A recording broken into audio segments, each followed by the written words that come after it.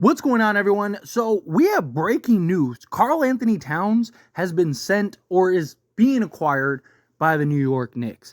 I'm not going to lie. When I got the alert from X or Twitter or whatever, I thought it was one of those parody accounts at first, right? So like I clicked on it and I was like, oh, and then I was like double checked and I was like, oh my goodness, it's Shams. Because I do have notifications for like Shams and I did have for Woj and stuff. But, randomly you'll get like that notification. You think it's Shams. I always like to double check to make sure. And when I saw Karl Anthony Towns trade to the Knicks, I was like, okay, this is one of those parody things. And then I looked and I was like, no, it really is. And I am mind blown. One, this comes out of like complete left field for the Minnesota Timberwolves. They were really good last year. They had the two bigs in Cat and Rudy Gobert. Also, Karl Anthony Towns shot over 40% from three-point range last season, so his ability to stretch the floor, he actually was better defensively against Jokic than Rudy Gobert was. I mean, they basically picked between Rudy Gobert and Karl Anthony Towns, in my opinion, and they went with Rudy. I don't know if that was the right choice. And all they got for Karl Anthony Towns was Julius Randle, Dante DiVincenzo, and a first. Now, look, don't get me wrong. Julius Randle does make sense on the Minnesota Timberwolves, and Julius Randle, all-star level guy, give you 24 a night. I don't know if his play style, though, makes sense with the Timberwolves, right? Like, they have Anthony Edwards. Yeah, you have Mike Conley, right? Like, can Julius Randle kind of pick up his three-point shooting? That's a question, but we'll touch on that here more in a moment. But it's just, this is so bizarre to me that, the Knicks were able to pull off this trade for Julius Randle, a first, as Detroit's first, and then Dante DiVincenzo. So also the Knicks broke up the Villanova guys, right? I mean, they kept Josh Hart, Mikal Bridges, all that stuff. But man, the Knicks are having themselves an offseason. They kept OG. Not only did you keep OG, but you went and got Mikal Bridges via trade. And then you went and got Karl Anthony Towns. Well, you just solved your center problem, right? Like, that was the big question, right? Like, what about the center spot? And then now Karl Anthony Towns goes and ends up picking up, or they end up picking up Karl Anthony Towns to fill in that center role. That is just crazy to me. Absolutely crazy that they were able to pull that off.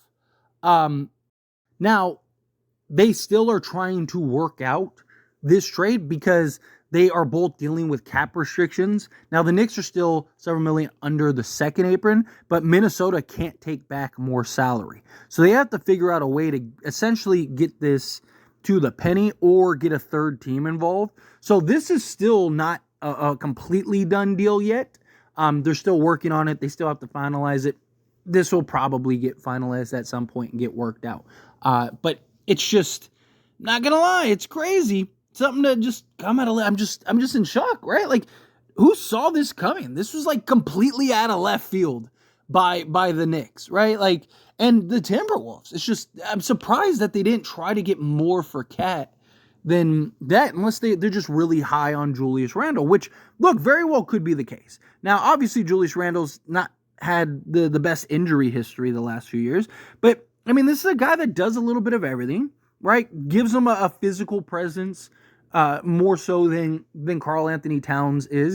Karl Anthony Towns plays more like a small forward at times than he does like a traditional 7-footer. But Julius Randle is a guy that can help with the rebounding, make some plays out of the post, right? Kind of run the court and get out in transition. And if you're the Timberwolves, you do still have Naz Reid, who kind of gives you a lot of the same things that Karl Anthony Towns gives you. So now this kind of puts you in that spot. But what the big reason why Minnesota was able to get through Denver, and even Jokic said himself, was because of the two bigs, right? Was because of Karl Anthony Towns and Rudy Gobert. And again, like, Karl Anthony Towns actually defended Jokic better than Gobert did. And what happens when Gobert gets played off the court like we saw last year? Now you don't have Karl Anthony Towns. Now you have Naz Reid, but Naz Reid is not a true 7-footer, right? So it's just, I don't know. This is just, look, if it works for the Timberwolves, they're going to look like geniuses, right?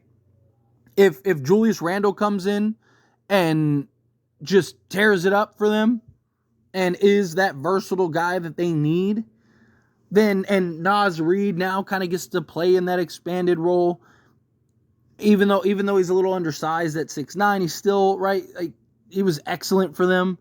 So you kind of, if it boils down to, like, what Randle are you getting, right? Because, look, Julius Randle has had these all-star years where he looks fantastic. If you're getting like the Julius Randle that is, 40% from three-point range, like if you were to get the 2020, 2021 Julius Randle, the Timberwolves might win the championship. Like, seriously. I mean, you look at the 2020, 2021 season. He shot 41.1% from three-point range on 5.5 attempts. And then 47.4% for two-point range with EFG of 51.6, averaged 24 points, 10 rebounds, 6 assists. If you can get some variation of that, now you could argue, hey, I mean, even the last 2 years, basically 24 and 10 guy, but how does he fit alongside Rudy Gobert? Is the question, right? Now, like the Knicks having Mitchell Robinson, kind of getting the same thing, so Randle fit alongside that. You could argue, like, the Timberwolves, he should be fine. But Julius Randle also is best at times with the ball in his hands, right? When he's able to make plays, and he's able to be aggressive, and he's able to kind of find his own. Anthony Edwards is going to be your number one guy. Beyond that, it's like, okay, you're probably more versatile defensively if Julius Randle buys in defensively, still get the same level of rebounding. Like, I don't hate the move. It's just, how does Randle fit with, Mike Conley and, Jaden McDaniels and Anthony Edwards and Rudy Gobert, right? And they also get a Dante DiVincenzo as like just a scorer, just a guy that go get you a bucket off the bench. So they also got some added depth. So I do like this. I think if I'm being honest, I think it's a fair trade for both sides, right? Like, very rarely do both sides kind of get what they need or get what they want. I'm just talking about, like, what is Minnesota's ceiling with Julius Randle? And I really think it boils down to what Julius Randle you get and how efficient is he. Because he's had some very inefficient seasons. If he can maintain that level of efficiency, be that, 25-point-a-game guy alongside Anthony Edwards, gives you another guy that just go get a bucket for you, right? Like, then watch out is kind of my thought process with them. But, I mean, the Knicks getting Karl Anthony Towns, you get your center, you get a guy that can stretch the floor.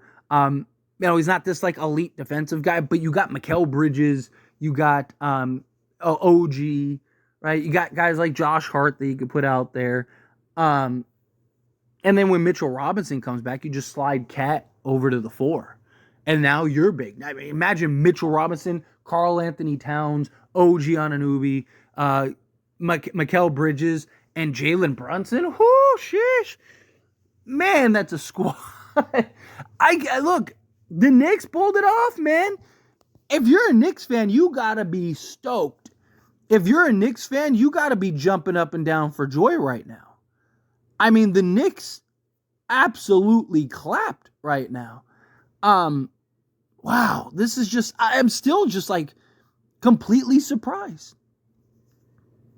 Like, I didn't think that, like, Cat 1 would be traded, and if he did get traded to the Knicks for another, and look, the Knicks needed a center, and they needed one badly. Right? And they were able to pull it off.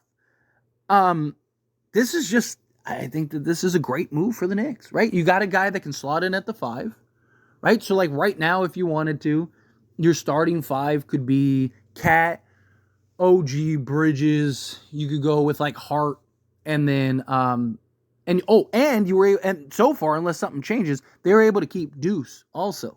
So you have Deuce as your backup, but so starting 5 is probably Bridges, Hart, right? Bridges, Brunson, Hart, Bridges, OG, and Cat.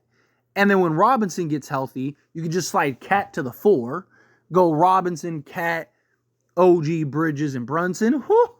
Like I said, I mean, that starting 5 is good luck. That is tough. Knicks might be the best team in the NBA. They might be the best team in the NBA. Seriously.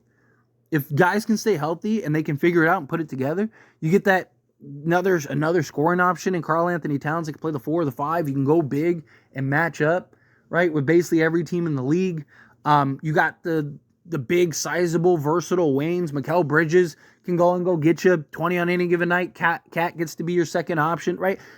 There's not very many teams other than that are as good, if not better than the Knicks. I mean, the Knicks are going to be tough. Absolutely tough. But anyway, as always, this is a discussion. Pass the question on to you. Let me know your thoughts and opinions down in the comments below. What do you think? How do you feel? What are your thoughts? Are you surprised by this news? Are you not surprised by this news? What are your opinions on Karl Anthony Towns? What are your opinions on going and the Minnesota Timberwolves getting Julius Randle? Again, however you feel, whatever your thoughts are, I'd love to hear it. So let me know down in the comments below. That being said, if you haven't liked this video, hit that like button. Helps me a lot. So we enjoy these types of videos. Truly appreciate it. Not subscribe channel, hit that subscribe button. Turn on the bell notifications. Appreciate y'all. See you in the next one. Thank you.